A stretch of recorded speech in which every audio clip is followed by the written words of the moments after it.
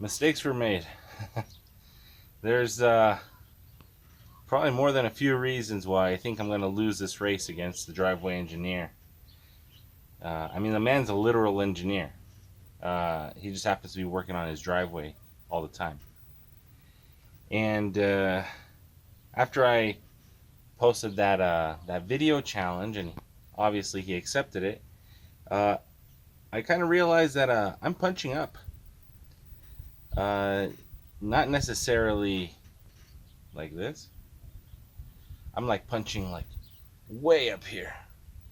I severely underestimated just how much of a disadvantage I was at. And we're going to go ahead and go through 10 things that I'm pretty sure are going to affect the outcome of the race next year. I'm not backing out, obviously, because it's definitely going to be a lot of fun, a lot of learning experience. So let's go ahead and jump over to the 10 reasons why I think I'm going to lose this race against the driveway engineer. The first reason is actually fairly obvious, and that would be experience. I've actually never built a turbo motor before. I mean, I've driven turbo cars and I've helped out friends that are building the turbo cars, but I've never actually built one myself. Obviously, it doesn't seem to be too complicated because a lot of people seem to be able to do it, but JR, the driveway engineer, he's already done this. He's already done this several times. And for someone like me to just start getting my feet wet all the way up to the point where I have to produce 7, 8, 900 horsepower to get into the tens, it's going to be a little bit difficult. The second reason is probably going to be part selection. As you guys know, the driveway engineer is going the standard, no frills, EFI setup using all the stock stuff, stock intake manifold, stock fuel injection, stock injectors, save for maybe the fuel pump and some lines. Everything else is going to be 100% stock out of like different kinds of trucks. I know he's going to be going E85, so he's going to get the flex fuel injectors. I know he's going to be running the standard truck manifold, which will outperform my dual plane holley carburetor intake. He's going to be using HP tuners, and I'm just going to be using a wideband on the side of my truck. The third thing kind of ties into the second thing, and that would be the intake manifold selection on my part. Because I'm not using the Super Victor, I'm actually using the Holley dual plane intake. I'm at somewhat of a disadvantage on the power curve because although the dual planes make nearly as much torque as the standard EFI truck intakes, they kind of lose and drop off quite a bit toward the top end, the last 2,000-3,000 RPMs. And normally that's not a big deal because I do a lot of towing and driving around. I'm more concerned for torque. But because this is going to be a race and I'm not going to be changing the intake manifold, I am going to need to work a little bit harder to make up that horsepower in the top end.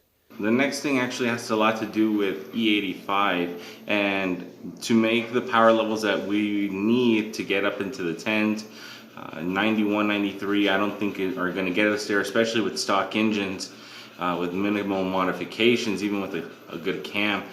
It's going to be very difficult to get 91 all the way up to the 6, 7, 8, 900 horsepower range. And so for the fuel injection guy, it's actually pretty easy. You go pick up a set of flex fuel injectors, you adjust your tune for it, and you can pick up any kind of signal from your NOx sensors, and it's actually pretty straightforward and not difficult at all. The driveway engineer actually posted up a video recently of what he's going to do to get his setup nice and running and in perfect order. Now for me it gets a little bit more difficult because everything is carbureted. The only thing I do have is the wideband O2 sensor. And because of that, I'm going to have to base everything basically by ear. I do know that E85 needs an increase of about 30% in terms of fuel flow, but because of the inconsistencies in E85 and the fact that I'm not going to have any kind of flex sensor on it, at least not one that can be adjusted electronically, I'm going to be needing to be doing this by hand. So basically I'm going to need a content analyzer, set it up on my dash, and every time I fill up with E85, I'm probably not even going to get to E85. So if I'm lucky and my content sits right around 85, then that's great. If I go to fill in and sometimes the fuel gives you like an E50, then actually I'm going to have to readjust my tune so that I'm always at E50. And the reason for that is because if I'm preparing to run at E90 and I can't find E90, and I'm going to have to retune for something a little bit lower versus just tuning lower from the get-go, And even if I'm available to get E85, pure E85, I'm just gonna go ahead and decide on the content so that way I could always mix it with regular gasoline and bring it down to a consistent content level. But because of that, I'm not going to be producing as much power as I would like to versus running standard pure E85. And I'm definitely not going to be buying the VP stuff or switching over to race fuel. Another issue that I'm going to have is actually transmission selection. And essentially, I was under the impression I was going to be able to race with the R150 that's currently in my truck right now. But the more I think it over, the more I think I'm going to be actually obliterating that transmission as soon as I start seeing any kind of higher power levels.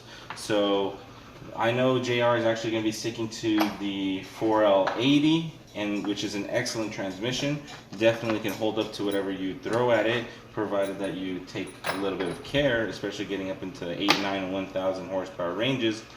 But someone like me that has a transmission that was designed for an engine that produced 110 horsepower to the wheels from the factory, putting it right now in an engine that produces 250 horsepower, almost 300 pounds of torque, and been driving it around. I'm lucky I haven't broke anything yet, but that might go and change as soon as I start doubling the power output.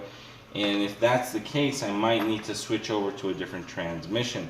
Speaking of transmissions, I am going to be staying with a manual transmission, and that in itself is going to be a problem simply because everybody does know that for drag racing specifically, automatics are much faster, much more efficient at shifting than manual transmissions.